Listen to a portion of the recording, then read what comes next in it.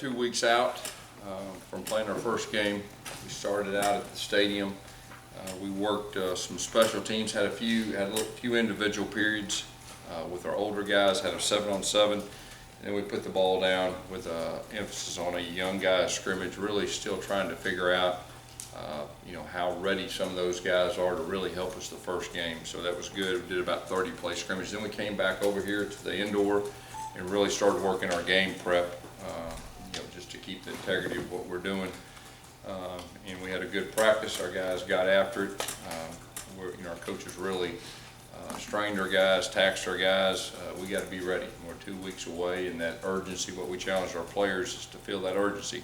Because we're 2 weeks away from playing a very good team, and it will be a dogfight, and our guys need to understand that. So, but overall, I thought it was good today to get out there on the game field. We wanted to really focus on our kickers and our punters and returners, especially with the jumbotron being on and all that. And then we got the majority of our work done here in the indoor. Questions? What kind of progress have you seen with the returners? I think they've done a good job.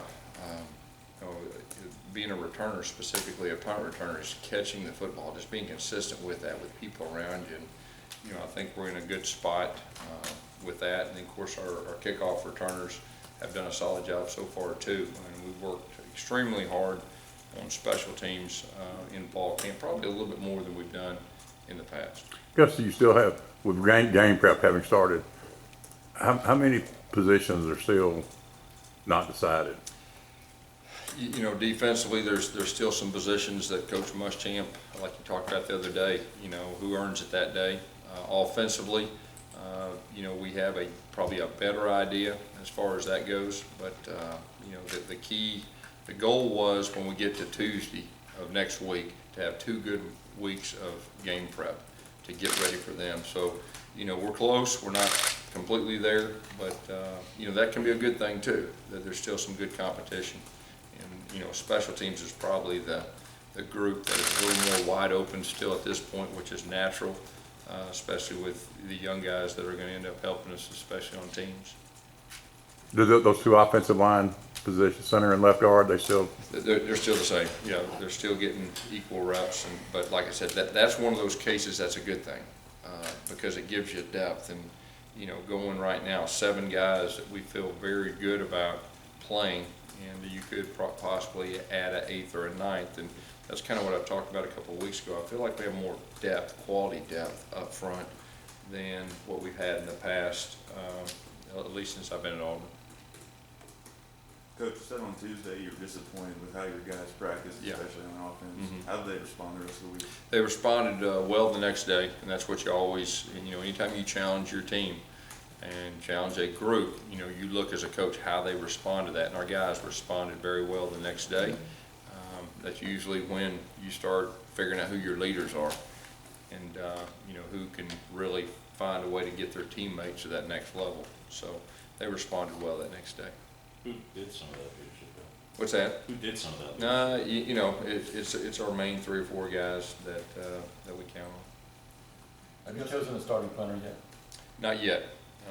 We had them, today was a big day for them. We actually, did some punts versus some live up front.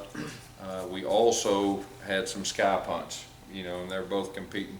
I think both of them are talented enough to do it, and hopefully in the next week we can make a call on that. But that's another area that it's a good thing that we feel like we have 2 guys that can get the job done. Talk about Trey Matthews and how important he is, and I know this is a lot of practice time. What kind of importance is that to the team? I think it's important, but at the same time, we got guys that when he wasn't practicing that have got quality reps, and you're always thinking depth. And I know the coaches feel good about the guys they have out there. And Trey's gotten more healthy. He's actually doing more and more every day. But the guys who are getting reps are doing a very solid job. Carry On and Rashad Kenyon, are they going full speed? Yeah. Kenyon's been back for a while. Carry On is just about ready to go full speed. How has Jeremy looked in the 2-minute situation? Because that was just a spot where Nick was obviously so good the last 2 years for you guys. you haven't seen in a game yet what Jeremy can do in those spots. So how's he been handling it in practice? You know, he's been handling it well. You know, we've had a lot of success in 2-minute situations the last 2 years. We worked very hard on it, and you know, Nick did do a great job along with the offense. The good thing is every time you do a 2-minute situation, you do it 2 groups. And so Jeremy has a lot of reps in practice, you know, and there was times last year that he practiced with the ones in a 2-minute situation too. But he's done well. You know, I really feel like a big part of that is just understanding the game and, you know, what to expect in the certain situations you put him in, and, you know, how to protect the football and how to run the clock and everything that goes with that. As you move to game prep, I'm interested to know just what scares you, what draws your attention about Louisville right now? Well, you know, you look on film, and they were very good on defense last year. Their defense coordinator is very, very solid, does a very good job. They attack you, and I think they were great on interceptions, turnovers. They were great on sacking the quarterback.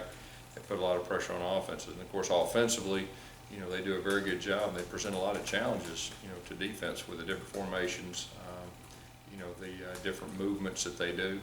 And so we're expecting a dogfight. I mean, we're playing a top 25 type team. You guys, when Duke came back, you said he was at the bottom of that chart. You know, he's been back a little bit longer. Where is he at now? Yeah, Towards the middle? Yeah, he's been working with the twos this week, and he's responded well, and he's had some good practices. Do you anticipate he'll be a significant part of the plan for the game? We'll see where it goes. You know, we'll see where it goes, and he's just like everybody else. And, you know, you prove it every day in practice, and we'll see as it gets closer to the game.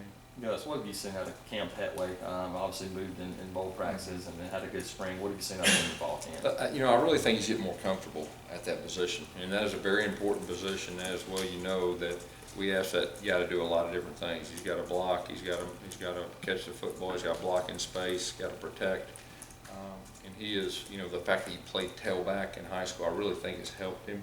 Chandler Cox is another guy that is very similar, and both those guys are young. And they can do a lot of different things. Do you feel like he'll be better at that position than last year? You know, we were really good at some things last year at that position. The key last year is we had experience. I mean, game experience, and we could make adjustments. Those guys were very smart, did a good. These guys are young guys, you know, and they're still learning the offense. And so, you know, first game you always worry about adjustments because first game's about adjustments. I mean, you practice. I mean, you look at film all last year, their tendencies, your tendencies, and then you get out there in the first quarter and then you figure out what's going to happen.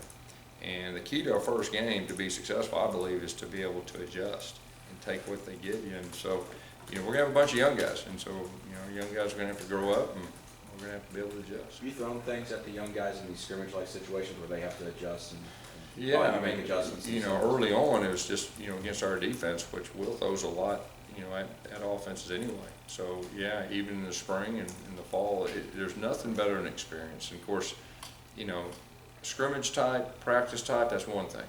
But getting out there in the game, that's a different deal because different people respond different ways. So, you know, that's kind of what I've said all along, that we're going to have some young, inexperienced guys out there, offense and defense, and the key is they're going to have to improve, they're going to have to get better. They're going to have some growing pains, we know that.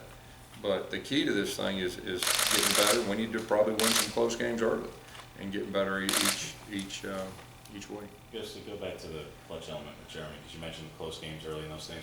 Go back to 2013 and the Mississippi State game and that 2-minute drive with Nick and how much confidence you got from that. I'm sure there's plenty of confidence in Jeremy's ability to throw, for sure, but what can you speak to that difference of once you see a player in that spot, deliver in that spot, just the difference, not only mainly from a coaching staff, I understand teammates get that confidence boost, but how much more confident does it make you as a coach once you see it happen in a game? Yeah, well, I think just like I said, you know, you can put them in practice situations. There's nothing like a game. And then once him or anybody else does it in a game, then you know. But like I said, he's in a good spot, and he understands that. He's got to do it not only 2 minutes in the game, but he's got to be able to execute in all situations for us to have a chance to reach our goals. On special take on the running back competition, how that's going? You know, it's really about the same. You know, you got 3 guys that you feel you can line up and run your whole offense. So, you know, hopefully we'll have a little bit more information before the first game, but right now I think we're in a good spot, at least going into the season. And it may be by committee early. We'll see. From a special team standpoint, have you kind of narrowed down your returners and punt and kick, or is that still? We're getting there. We'd like to see a couple of those guys, a couple more practices this week, and then we'll make some calls. Yeah, I guess the center, I mean, we know kind of how important the chemistry is between the quarterback and the center there. What's the latest you would feel comfortable naming the starter there, so The Jerry center? at least knows for certain who he's going to be working with? You know, you'd rather go earlier rather than later, but both of them are very solid. So. Anything else? I guess who are your top 3 first-team receivers right now?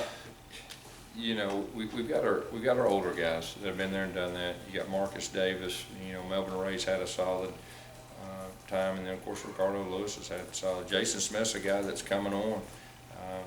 You know, Tony Stevens is a guy that has really done a solid job for us. Stanton Truitt at times has done a good job. I mean, you know, we play 6 or 7 guys. Y'all seen that, and we'll continue to do that. Is Jonathan Wallace still at wide receiver?